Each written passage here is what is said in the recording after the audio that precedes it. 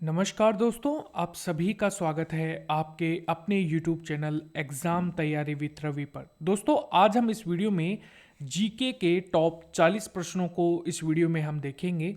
ये आपकी आने वाली एग्ज़ाम, चाहे वो अग्निवीर है, एसएससी एमटीएस है, एसएससी जीडी है या फिर सीआरपीएफ की कोई भी वैकेंसी है जहाँ पर जीके पूछा जाता है, वहाँ पर ये बार बार पूछे जाने वाले प्रश्नों में से एक हैं, तो आप लोगों के लिए सभी परीक्षाओं के लिए अति महत्वपूर्ण हो जाएंगे। अगर आपको ये वीडियो पसंद आता है, इस वीडियो को लाइक जरूर कीजिएगा दोस्तों। चलिए शुरुआत करते हैं आज के आपके पहले प्रश्न के साथ। भारत में पहला कृषि विज्ञान केंद्र वर्ष में स्थापित किया गया था। दोस्तों, भारत का पहला कृषि विज्ञान केंद्र जो है ये 1974 में स्थापित किया गया था। यानी कि इस प्रश्न का सी ऑप्शन दोस्तों आप लोगों के लिए करेक्ट आंसर हो जाएगा। अगला प्रश्न है, भारत ने किस वर्ष सिविल सेवा दिवस मनाना शुरू किया था? दोस्तों, भारत ने जो सिविल सेवा जो दिवस है ये बनाने की घोषणा सबसे पहले 2006 में करी। यानी कि इस प्रश्न का सी ऑप्शन दोस्तों आप लोगों के लिए करेक्ट आंसर हो जाएगा। अगला प्रश्न है दोस्तों, दूध का जो पीएच होता है इसका मान क्या है? तो दूध का जो पीएच है इसका मान क्या होगा? दूध का दोस्तों दूध का जो पीएच होता है वो होता है 6.6। यानी कि इस प्रश्न का सी ऑप्शन आप लोगों के लिए करेक्ट हो जाएगा। ये इसका मतलब क्या हुआ? 6.6 का मतलब क्या हुआ कि ये स्लाइटली क्षारीय होता है, यानी कि एसिडिक नेचर का होता है। अगर आप देखेंगे तो जैसे कि आप सभी को पता है पीएच स्केल में 1 से लेकर 14 तक की वैल्यू होती है, जहां पर 7 जो है वो उदासीन होता है।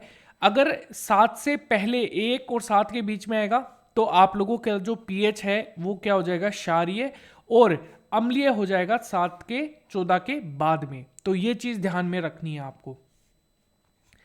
अगला प्रश्न है, इनमें से कौन सी एक ग्रंथि नहीं है? दोस्तों, इनमें से एक अमाशय जो है ये एक ग्रंथि नहीं है, ये एक अंग है। ऑप्शन नंबर बी आप लोगों का करेक्ट आंसर हो जाएगा। दोस्तों, अगर आपको ये वीडियो पसंद आता है, अगर आप चाहते हैं कि ऐसे ही वीडियोस आप लोगों के लिए आते रहें, इस वीडियो को लाइक जरूर कीजिएगा, अपना प्यार इस वीडियो को जरूर दीजिएगा। मैं सिर्फ आपसे एक लाइक की उम्मीद कर रहा हूँ। इतनी मेहनत आप लोगों के लिए करते हैं, डेली 4 क्लासेस आप लोगों के लिए लाते हैं, तो इस वीडियो को लाइक जरूर कीजिएगा। इतना तो आप सपोर्ट कर ही सकते हैं। अगला प्रश्न है दोस्तों, चंद्रमा का पलायन वेग कितना है? दोस्तों, चंद्रमा का जो पलायन वेग है वो हो जाएगा 11.2 किलोमीटर सेकंड। यानी कि इस प्रश्न का जो डी ऑप्शन है दोस्तों आप लोगों के लिए करेक्ट आंसर हो जाएगा। ओके, पृथ्वी का पलायन वेग है 11.2। मैं इसके अंदर थोड़ा सा गलती हो गई मुझसे बोलने में, ठीक है। तो अगर हम यहां पर बात करें, देखिए चंद्रमा का जो पलायन वेग है दोस्तों वो मैं बता देता हूं, ये है 2.38 किलोमीटर सेकेंड। ये चंद्रमा का पलायन वेग है। अगर आपसे पृथ्वी का पलायन वेग पूछा जाए तो याद रखना 11.2 किलोमीटर सेकेंड होगा। दोस्तों, ये काफी इंपॉर्टेंट प्रश्न है, थोड़ा सा कंफ्यूजिंग भी है, आप देख रहे होंगे, है ना? तो इस चीज को ध्यान में जरूर रखना। दोस्तों, आप लोगों के लिए डेली 4 क्लासेज आती है, जिसमें 6 बजे करंट अफेयर्स की क्लास है, 10 बजे साइंस की, 2 बजे जीके की क्लास आती है और 9 बजे टॉपिक वाइज जीके की क्लास आप लोगों के लिए डेली बेसिस पर आती है। अगर आपको ये चारों क्लासेस देखनी है तो आप हमारे चैनल को सब्सक्राइब करके बेल आइकन को दबाना बिल्कुल भी मत भूलना। प्लीज इस वीडियो को लाइक जरूर कीजिएगा। एक विमान का ब्लैक बॉक्स किस रंग का होता है? दोस्तों, एक विमान का जो ब्लैक बॉक्स है, इसका नाम ब्लैक बॉक्स है इसलिए आप इसको समझ मत लीजिएगा कि ये भी ब्लैक बॉक्स ही होगा। ये बेसिकली नारंगी कलर का होता है। तो ऑप्शन नंबर इस प्रश्न का जो डी ऑप्शन है आप लोगों के लिए दोस्तों करेक्ट आंसर हो जाएगा। अगला प्रश्न है, भारत में प्रथम बहुउद्देशीय नदी घाटी परियोजना का निर्माण निम्नलिखित में से किस नदी पर किया गया है? दोस्तों, इसका जो सही उत्तर है यह है दामोदर। यानी कि इस प्रश्न का सी ऑप्शन आप लोगों के लिए दोस्तों करेक्ट आंसर हो जाएगा। अगला प्रश्न है, राजहंस महोत्सव किस राज्य में आयोजित किया जाता है? दोस्तों, राजहंस महोत्सव जो है ये आंध्र प्रदेश में आयोजित किया जाता है, यानी कि इस प्रश्न का डी ऑप्शन दोस्तों आप लोगों के लिए करेक्ट आंसर हो जाएगा। अगला प्रश्न है, निम्नलिखित में से किसके पास कार्मिक लोक शिकायत और पेंशन मंत्रालय है? तो दोस्तों, इनका नाम है नरेंद्र मोदी, देश के प्रधानमंत्री भी यही हैं। ऑप्शन नंबर बी आप लोगों के लिए दोस्तों करेक्ट आंसर हो जाएगा। अगला प्रश्न है दोस्तों, निम्नलिखित में से कौन सा तमिलनाडु में खेले जाने वाले जल्लीकट्टू खेल से संबंधित है?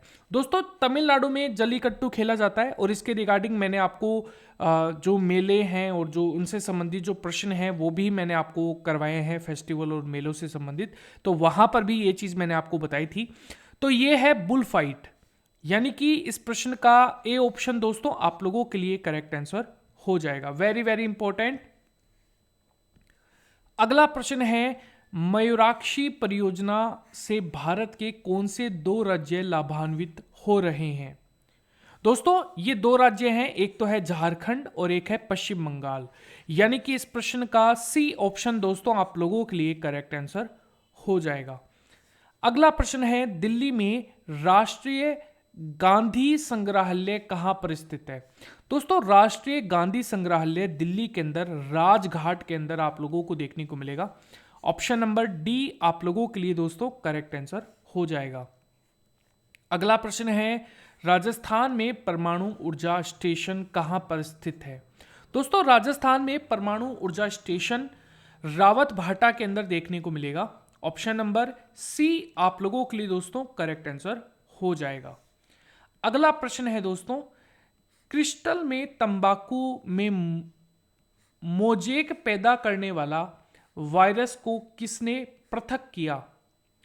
दोस्तों, ये हो जाएगा डॉक्टर स्टैनली ने, यानी कि ऑप्शन नंबर जो ए है आप लोगों के लिए करेक्ट आंसर हो जाएगा।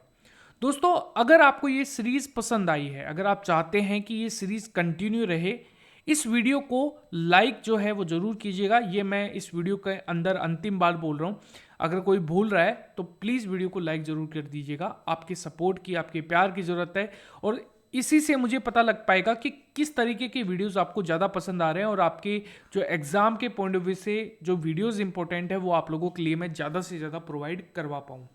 अगला प्रश्न है, एचओ। एचओ का मतलब क्या होता है, इसका केमिकल नेम क्या है? तो मैं आपको बता दूं, हाइड्रोजन आप लोगों को देखने को मिलेगा। तो एचओ अणुओं में हाइड्रोजन बंधों की जो अधिकतम संख्या है वो कितनी है? दोस्तों, एचओ अणुओं में हाइड्रोजन बंधों की संख्या कितनी है? टोटल 4 होती है, यानी कि इस प्रश्न का डी ऑप्शन आप लोगों के लिए करेक्ट आंसर हो जाएगा। अगला प्रश्न है, पहला कोफ क्लोन सबसे किसके द्वारा निर्मित किया गया था? तो सबसे पहले ये इयन विलम्ट के द्वारा यहां पर निर्मित किया गया था। इस प्रश्न का जो बी ऑप्शन है आप लोगों के लिए दोस्तों करेक्ट आंसर हो जाएगा। लोहे का शुद्धतम रूप क्या है? दोस्तों, लोहे का जो शुद्धतम रूप है ये हो जाएगा पटवा लोहा, यानी कि इस प्रश्न का डी ऑप्शन आप लोगों के लिए दोस्तों करेक्ट आंसर हो जाएगा। Very very important. अगला प्रश्न है, शुष्क सेल में पाई जाने वाली ऊर्जा कौन सी है? तो दोस्तों, शुष्क सेल में पाई जाने वाली जो ऊर्जा है वो आप लोगों को देखने को मिलेगी रासायनिक ऊर्जा, यानी कि इस प्रश्न का जो सी ऑप्शन है दोस्तों आप लोगों के लिए करेक्ट आंसर हो जाएगा। And this is very important question दोस्तों। अगला प्रश्न है, निम्नलिखित में से किस परिघटना का प्रयोग ऑप्टिकल फाइबर में होता है? तो दोस्तों, किस परिघटना का प्रयोग जो है ये ऑप्टिकल फाइबर में होता है? ये होती है पूर्ण आंतरिक परावर्तन, यानी कि इस प्रश्न का जो सी ऑप्शन है दोस्तों आप लोगों के लिए करेक्ट आंसर हो जाएगा। अगला प्रश्न है दोस्तों, निम्नलिखित में से कौन सा तत्व पौधों में पानी और कैल्शियम के अवशोषण में वृद्धि करता है? तो दोस्तों, ये करता है बोरोन, यानी कि इस प्रश्न का जो बी ऑप्शन है आप लोगों के लिए दोस्तों करेक्ट आंसर हो जाएगा। Very very important. अगला प्रश्न है, चूहे मारने का जो जहर है ये बनाने के लिए किस रासायनिक पदार्थ का उपयोग किया जाता है? तो दोस्तों ये रासायनिक पदार्थ है पोटेशियम साइनाइड, यानी कि इस प्रश्न का जो सी ऑप्शन है वो आप लोगों के लिए करेक्ट आंसर हो जाएगा। Very very important everyone. अगला प्रश्न है दोस्तों, निम्नलिखित में से कौन यूएसए का राष्ट्रीय खेल आपको देखने को मिलता है? तो दोस्तों यूएसए का जो राष्ट्रीय खेल है ये है बेसबॉल, यानी कि ऑप्शन नंबर बी आपका बेसबॉल जो है वो आप लोगों के लिए करेक्ट आंसर हो जाएगा।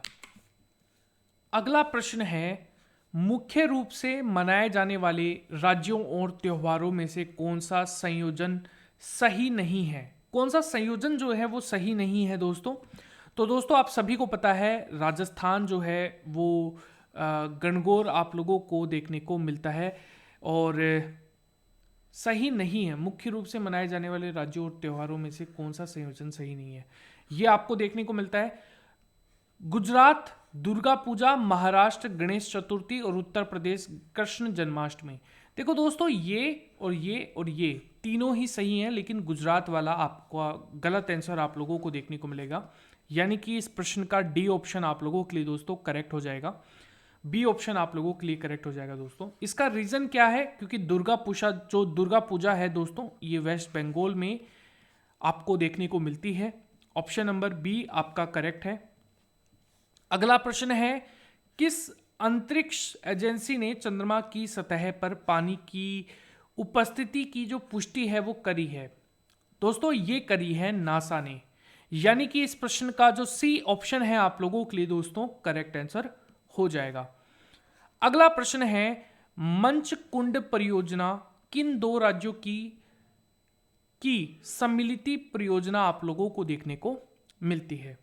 तो दोस्तों ये देखने को मिलती है उड़ीसा और आंध्र प्रदेश, यानी कि इस प्रश्न का जो सी ऑप्शन है आप लोगों के लिए दोस्तों करेक्ट आंसर हो जाएगा। अगला प्रश्न है, गांधी स्मारक संग्रहालय कहां पर मौजूद है? दोस्तों गांधी स्मारक संग्रहालय जो है ये आपको देखने को मिलता है मदुरै, जो कि तमिलनाडु में देखने को मिलता है। ऑप्शन नंबर बी आप लोगों के लिए दोस्तों करेक्ट आंसर हो जाएगा। अगला प्रश्न है, भारत के किस राज्य में अनुसूचित जातियों का प्रतिशत सर्वाधिक है? दोस्तों ये आपको देखने को मिलेगा पंजाब में, यानी कि इस प्रश्न का जो डी ऑप्शन है आप लोगों के लिए दोस्तों करेक्ट आंसर हो जाएगा। अगला प्रश्न है, भारत में पर्यावरण संरक्षण अधिनियम किस वर्ष बनता है? तो ये बनाया गया था 1986 में, यानी कि इस प्रश्न का ए ऑप्शन दोस्तों आप लोगों के लिए करेक्ट आंसर हो जाएगा। अगला प्रश्न है, आधुनिक भारतीय विश्वविद्यालय की स्थापना किस वर्ष में हुई थी? दोस्तों ये हुई थी 1857 में, यानी कि इस प्रश्न का जो सी ऑप्शन है आप लोगों के लिए दोस्तों करेक्ट आंसर हो जाएगा। अगला प्रश्न है, विश्व मत्स्य दिवस किस तारीख को मनाया जाता है? तो दोस्तों विश्व मत्स्य दिवस जो है ये 21 नवंबर को मनाया जाता है, यानी कि इस प्रश्न का बी ऑप्शन दोस्तों आप लोगों के लिए करेक्ट आंसर हो जाएगा। अगला प्रश्न है दोस्तों, परिसंचरण तंत्र के बारे में सबसे पहले व्याख्या करने वाले वैज्ञानिक कौन थे? दोस्तों इनका नाम है विलियम हॉर्वे, यानी कि इस प्रश्न का जो बी ऑप्शन है आप लोगों के लिए दोस्तों करेक्ट आंसर हो जाएगा। अगला प्रश्न है दोस्तों, पानी में हवा का बुलबुला एक ही तरह कार्य करता है? तो दोस्तों ये अवतल लेंस की तरह क्या करेगा? कार्य करता है, यानी कि इस प्रश्न का जो डी ऑप्शन है आप लोगों के लिए दोस्तों करेक्ट आंसर हो जाएगा। जब मैग्नीशियम जलाया जाता है तो क्या बनाता है दोस्तों? दोस्तों जब मैग्नीशियम को जलाया जाता है तब यहां पर ये राख का निर्माण करता है, यानी कि इस प्रश्न का सी ऑप्शन दोस्तों आप लोगों के लिए करेक्ट आंसर हो जाएगा। अगला प्रश्न है, शुद्ध पानी में हाइड्रोजन आयन सांद्रता कितनी होती है? तो दोस्तों शुद्ध पानी में जो हाइड्रोजन आयन सांद्रता जो होती है ये होती है 10 से 7, यानी कि इस प्रश्न का जो ए ऑप्शन है यहां पर आप लोगों के लिए करेक्ट हो जाएगा। यहां पर दोस्तों ये 10 की पावर -7 है, इस चीज़ का थोड़ा सा ध्यान रख लेना, ठीक है। 10 माइनस 7, 10 की घात -7, ठीक है। ऑप्शन नंबर ए आपका करेक्ट हो जाएगा। हाइड्रोजन आयन की सांद्रता आप लोगों को देखने को मिलती है। अगला प्रश्न है, नाइट्रोजन के आधार पर डीएनए आरएनए से किस प्रकार भिन्न होता है? तो दोस्तों डीएनए आरएनए से जो भिन्न होता है ये थाइमीन जो है यहां पर ऑप्शन नंबर डी आप लोगों के लिए करेक्ट आंसर हो जाएगा। अगला प्रश्न है दोस्तों, मछली में वायु आशय किस रूप से कार्य करता है? दोस्तों ये बेसिकली हाइड्रोस्टेटिक अंग की तरह क्या करता है, कार्य करता है, हाइड्रोस्टेटिक अंग की तरह। यानी कि इस प्रश्न का बी ऑप्शन दोस्तों आप लोगों के लिए क्या हो जाएगा, करेक्ट आंसर हो जाएगा। अगला प्रश्न है, हार्मोन इंसुलिन का जो आविष्कार है ये किसके द्वारा किया गया था? दोस्तों ये किया गया था FG बेंटिंग के द्वारा। यानी कि इस प्रश्न का जो ए ऑप्शन है आप लोगों के लिए दोस्तों करेक्ट आंसर हो जाएगा। अगला प्रश्न है, इंसुलिन का इंजेक्शन का कारण बनाता है? दोस्तों ये बनाता है, पर्टिकुलरली अगर हम बात करें रक्त में ग्लूकोज की कमी यहां पर बेसिकली होती है, तब हम इंसुलिन का जो इंजेक्शन है वो यहाँ पर हम लेते हैं। तो आप सभी को पता है यहाँ पर ऑप्शन नंबर बी आप लोगों के लिए करेक्ट आंसर हो जाएगा। इंसुलिन एक प्रकार के हार्मोन भी आप लोगों के अंदर बॉडी के अंदर जनरेट होता है। हृदय की जो धड़कन है, धड़कन की जो दर है वो तेजी होती है, यहाँ पर तेज होती है। तो आप लोगों के लिए पता होना चाहिए, ऑप्शन नंबर ए आप लोगों का करेक्ट हो जाएगा। यहाँ पर एड्रोनाइल जो है ऑप्शन नंबर ए आपका करेक्ट है। अगला प्रश्न है, क्षैतिज के समीप सूर्य और चांद का जो दीर्घवृत्तीय दिखाई देना किस कारण होता है? दोस्तों ये होता है अपवर्तन के कारण। यानी कि इस प्रश्न का ए ऑप्शन आप लोगों के लिए करेक्ट है। और दोस्तों ये था आज का हमारा वीडियो। अगर आपको ये वीडियो पसंद आया है, इस वीडियो को लाइक जरूर कीजिएगा, चैनल को सब्सक्राइब करके बेल आइकन को जरूर दबाइएगा। धन्यवाद।